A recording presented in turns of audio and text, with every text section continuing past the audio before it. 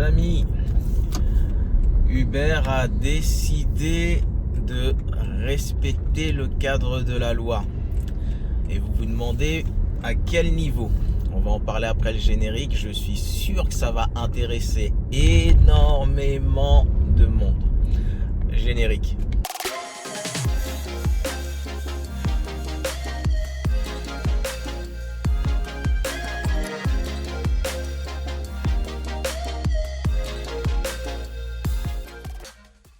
Salut la team, j'espère que vous allez bien, bienvenue sur ma chaîne. Pour ceux qui ne me connaissent pas encore, je suis Kalala, chauffeur VTC sur Paris mais également vendeur sur Amazon et investisseur en Afrique.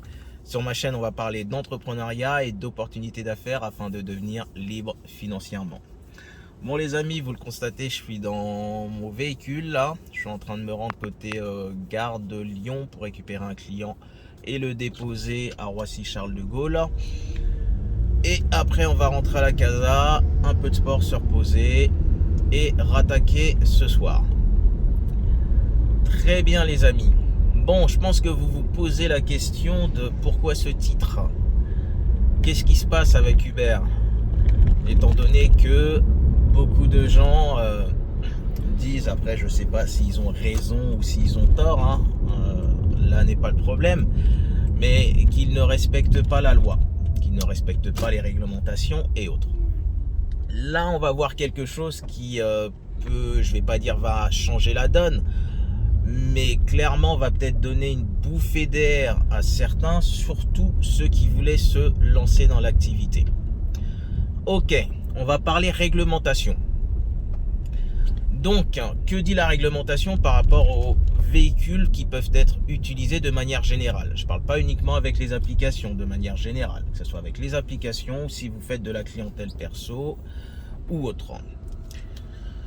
Donc, il y a des restrictions ou limitations, on peut appeler ça comme vous voulez. Dans un premier temps, il faut que le véhicule ait moins de 6 ans et au maximum 6 ans d'ancienneté.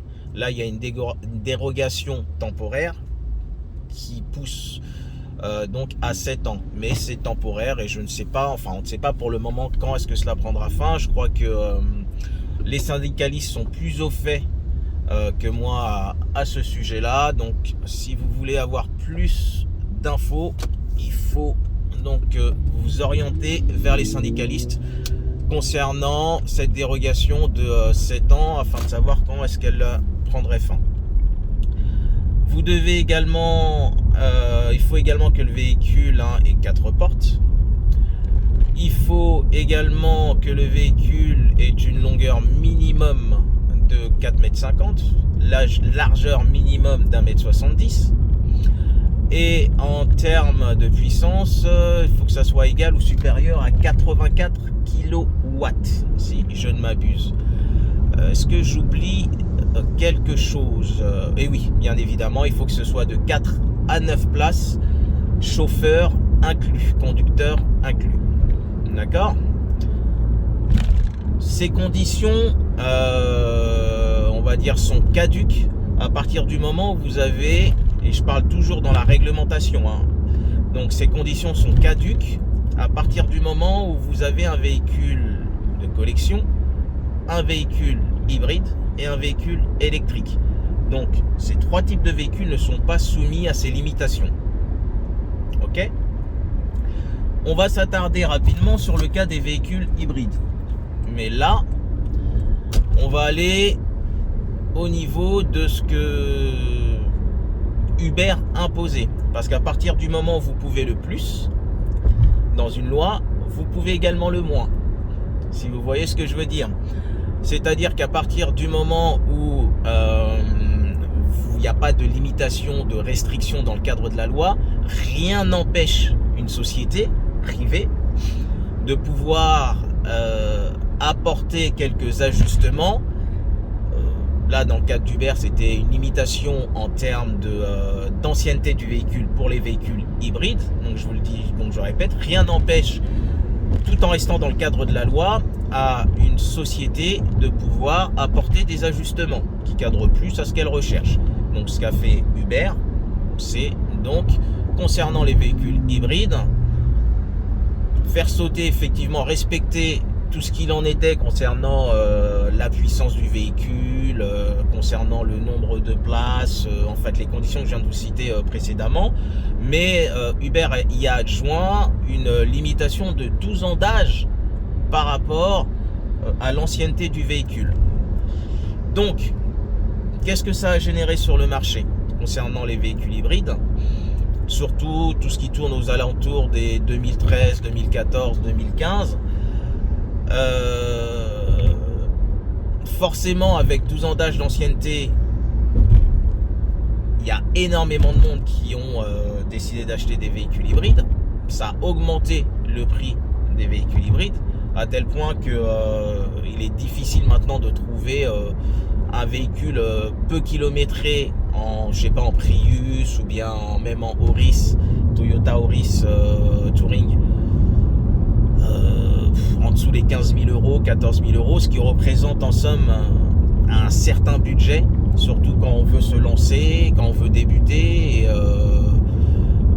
Et puis même, ça peut être un petit peu un frein dans le sens où même si on a ce budget-là, on n'a pas forcément envie de mettre tous ses deniers dans le véhicule pour une activité dont on ne sait pas au final si elle va nous plaire et si on va perdurer justement dans cette activité-là. Très bien. Donc, ça a augmenté le prix des véhicules. Il se passe aussi qu'il y a de moins en moins de véhicules qui soient disponibles sur le marché. Et ça, on l'a constaté, à tel point que j'ai même fait une vidéo pour vous conseiller, à la limite, pour ceux qui le souhaitent et qui en ont un petit peu le courage quand même, parce qu'il faut le faire, d'aller en Allemagne pour acheter des véhicules où là, le marché du VTC, le secteur du VTC n'est pas aussi développé qu'en France, malgré ce que vous pouvez croire, et j'en sais quelque chose. Et forcément, il y a encore de belles disponibilités en termes de véhicules hybrides. Donc, je vais quand même en venir au sujet, à la nouvelle de la vidéo qui va vous intéresser. Si je vous disais qu'il y a quelques jours, dans la discrétion la plus totale, Uber vient de lever la restriction de 12 ans d'ancienneté pour les véhicules hybrides et électriques. Mais on parle là des véhicules hybrides. Vous avez bien entendu. Uber vient de lever la restriction de 12 ans d'ancienneté pour des véhicules hybrides que vous souhaiteriez inscrire sur la plateforme. Ce qui signifie donc que vous avez la possibilité, depuis quelques jours, de pouvoir, bien évidemment, il faut que le véhicule soit dans la liste des véhicules acceptés par Uber, et vous inquiétez pas, la liste est suffisamment large pour que vous puissiez trouver votre bonheur. Donc vous pouvez désormais inscrire un véhicule hybride, par exemple de 2009, de 2008, de 2011 sur la plateforme Uber. Vous avez bien entendu. Il n'y a pas eu de communication officielle. J'ai fait les vérifications moi-même. Et j'invite tous ceux qui ont encore des doutes à essayer d'appeler Uber à leur numéro d'aide ou bien de se rendre à Aubervilliers. Ils vous confirmeront cette information-là. D'ailleurs, je vais afficher tout de suite là, parce qu'il suffit juste d'aller sur leur site, ce qu'il y a de spécifié. Attendez, ce que je vais faire, je vais essayer de poser mon téléphone. Voilà, comme ça je vais pouvoir vous lire ce qu'il en est. Voilà. Donc, critères d'ajout véhicules sur la plateforme. Là, on parle d'Uber. Je vais commencer par les véhicules essence. Donc, s'ils sont conformes à la réglementation VTC, bon, je passe, on les a déjà vus concernant les conditions, largeur, longueur, tutti quanti. Écoutez bien, là je parle des véhicules essence, s'ils ont moins de 6 ans d'ancienneté et s'ils sont présents dans la liste des modèles de la section UberX. Là on parle des véhicules essence. Vous avez vu, on a bien parlé de l'ancienneté. On a déterminé une ancienneté de 6 ans. Là maintenant, les conditions, les critères d'ajout des véhicules sur la plateforme pour les véhicules électriques et hybrides essence. puisqu'on n'accepte plus Uber n'accepte plus les hybrides diesel. Conformément à la réglementation VTC, tous les modèles de véhicules hybrides, essence et électriques sont acceptés. Second point, pour les carburants alternatifs, s'ils sont mentionnés dans les types de carburants éligibles dans la section green, c'est-à-dire hydrogène, superéthanol. Mais c'est bizarre. Je ne vois pas marquer la phrase suivante qui aurait dû être s'ils ont moins de 12 ans d'ancienneté. Ils ont enlevé cette condition-là, les amis. Donc concrètement, je vous le dis, vous pouvez désormais depuis quelques jours avoir un véhicule, un Prius par exemple de 2009 et l'inscrire sur la plateforme Uber. Je sais que certaines applications le permettaient déjà, comme Hitch. Je suis quasiment sûr, ceux qui sont sur Hitch, enfin qui le savent, je suis sur Hitch, mais je ne suis pas forcément au fait. Donc confirme-le. Si vous avez un véhicule de plus de 12 ans d'ancienneté en hybride essence, si vous pouviez le confirmer dans les commentaires, ça aiderait beaucoup de monde. Et donc là, ça change la donne. Ça change énormément de choses pour ceux qui veulent se lancer. Parce que je vais vous montrer là ce que vous pouvez trouver à moins de 10 000 euros. Certes kilométrés, mais ça reste des véhicules très robustes. Je vais vous donner un exemple. Moi, ma Toyota Prius a 375 000 km quasiment. Et elle continue à rouler comme une horloge. Et je roule à l'éthanol depuis plus de 250 000 km. D'accord, je coupe de temps en temps. Mais 90% du temps, je roule à l'éthanol. Donc là, on va voir sur mon téléphone portable, on va aller sur le Bon Coin et je vais vous montrer à moins de 10 000 euros ce que vous pouvez avoir.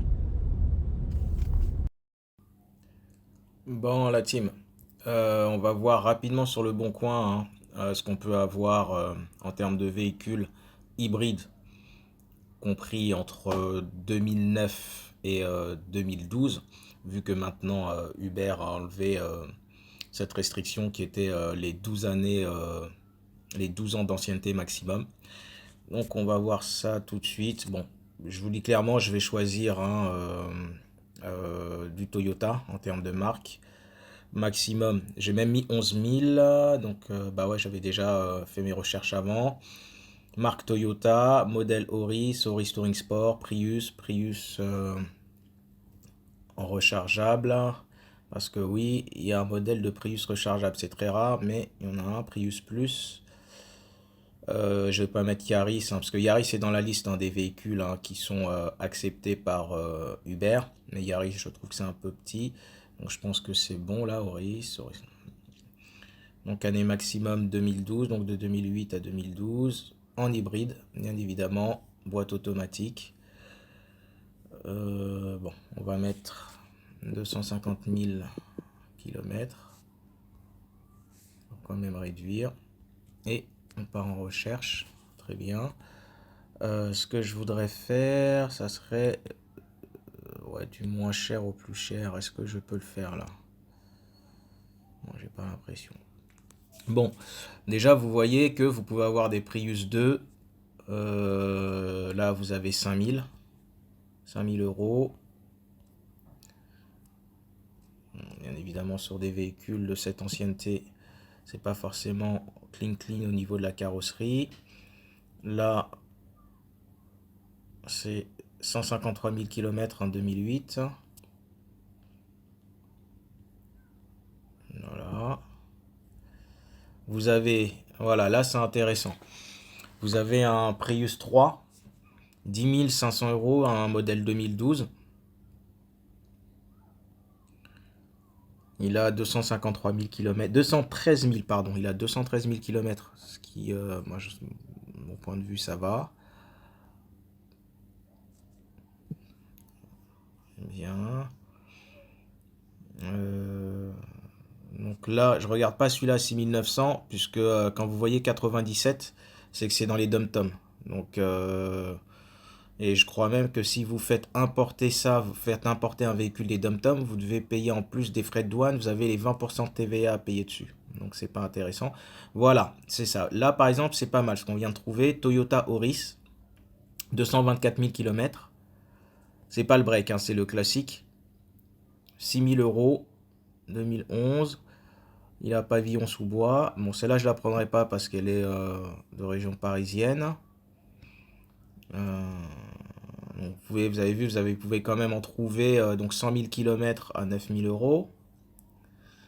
Donc là, c'est une 2012, 126 000 km, 10 900. Mais bon, à ce prix-là, on peut trouver un Prius 3, même avec plus de kilomètres. Voilà. Là, vous voyez un 2011 à Lyon, donc 10 500 euros, 138 000 km pour un Prius 3. Voilà, bon, ça a l'air d'aller, il n'a pas mis plus de photos. Qu'est-ce que ça dit au niveau? Donc, excellent état extérieur et intérieur, deuxième main, très peu kilométré. Voilà. Mes dernières factures. Bon, là par contre, pas d'historique complet. Mes dernières factures Toyota, voilà, là-dessus, je tique un petit peu, moi. Voilà. Donc 34. Bon, là, je vais pas regarder parce que je vois que la carrosserie, elle est un peu touchée quand même. 2010, 162 000 km, 31. Ça, c'est du côté de Toulouse. Voilà, ça a l'air propre. Hop, voilà, 9 500 euros. Vous avez regardé ce Toyota Auris 2011, 130 000 km. Non, mais il est 97.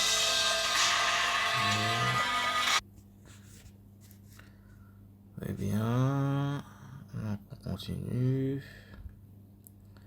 Vous voyez, hein, même si vous voulez par exemple pousser le bouchon un peu loin, vous avez même des Toyota Prius 2, 224 000 km, 4 999 euros. La carrosserie, elle a l'air propre. On va voir ce que ça dit. Donc catalyseur changé 2 fois suite à vol. Ah ouais, donc là, va falloir poser une plaque. Contrôle technique moins de 6 mois, rien à prévoir. Premier contact. Voilà. Je mets en vente cette voiture qui roule très bien. Voilà, même là, 5 000 euros. Donc, hop, on continue. 2012, 194 000 km. Là, c'est à Sartreville. Bon, je vais regarder quand même. Je trouve qu'ils mettent pas beaucoup de photos quand même, les gens. Pour vendre un véhicule, faut mettre un max de photos. Donc voilà. Rapport d'historique. Mise en service en 2012. Voire plus.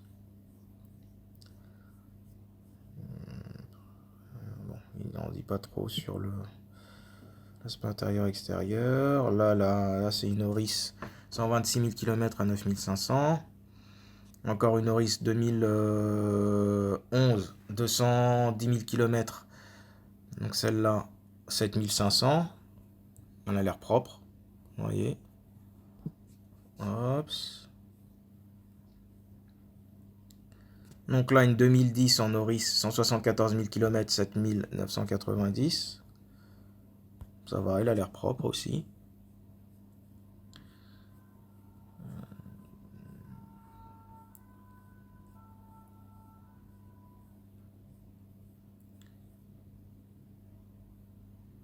Voilà, vous avez là par exemple à Boissy-l'Aillerie, c'est dans le 95, un Prius 3 2009, 179 000 km pour 8 950 euros. Donc en plus, on voit que le prix il a baissé. Donc il y a peut-être moyen de négocier. Bon, la carrosserie a l'air clean, à part quelques petits trucs là, mais d'usure normale. Mais ouais, c'est pas mal. C'est pas mal. Vous voyez par exemple celle-là, urgent, 8 000 euros, Prius 3 de 2009, 200 000 km. Voilà, elle a l'air clean.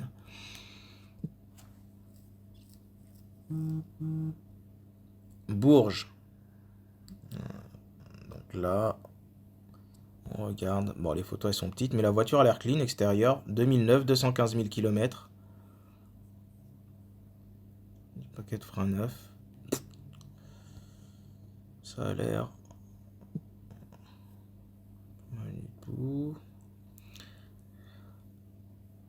Donc, voilà. Là, par exemple, 2012. 178 580 km. Un Prius 3. 10 990 euros. Hop. Donc voilà, vous voyez, vous pouvez avoir un certain nombre de trouver. Regardez par exemple la Mo, celle-là, 9000 euros, 2011, 173 000 km. Donc on regarde un peu.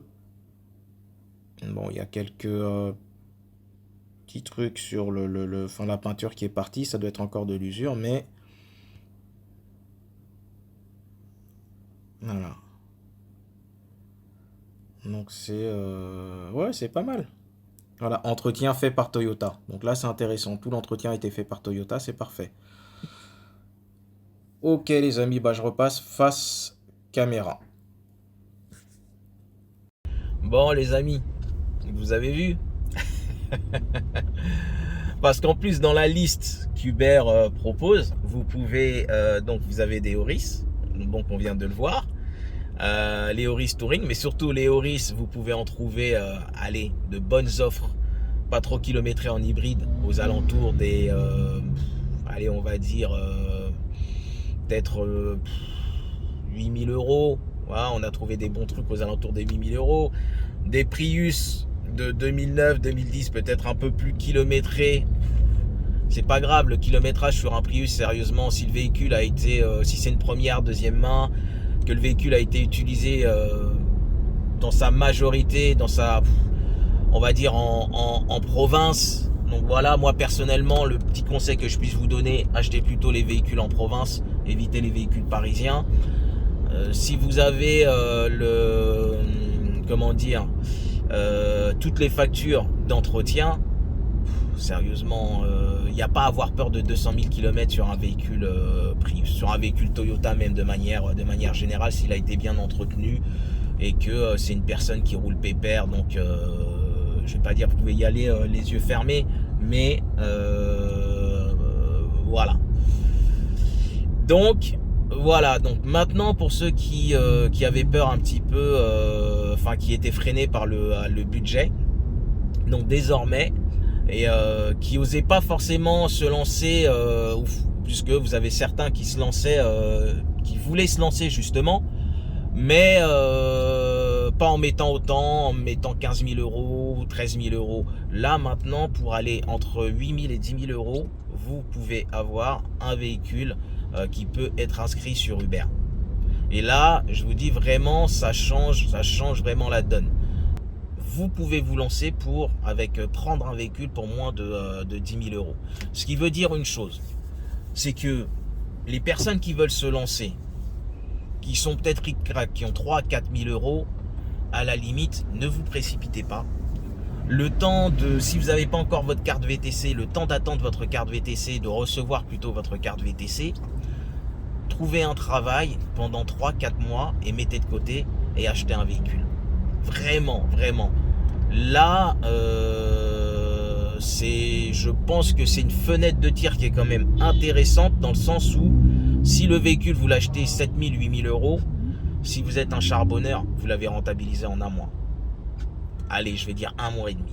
Sérieusement, les 7 000, 8 000 euros, vous les avez rentabilisés en un mois et demi.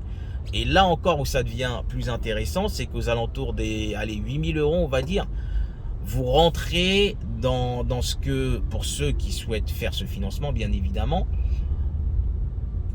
aller peut-être à 1000 ou 2000 euros près, à ce que l'ADI peut vous prêter en termes de financement pour acheter un véhicule. Vous voyez ? Donc je tenais à vous informer de cela. Après, si certains me demandent pourquoi est-ce qu'Uber a levé cette restriction, ce n'est que mon humble analyse.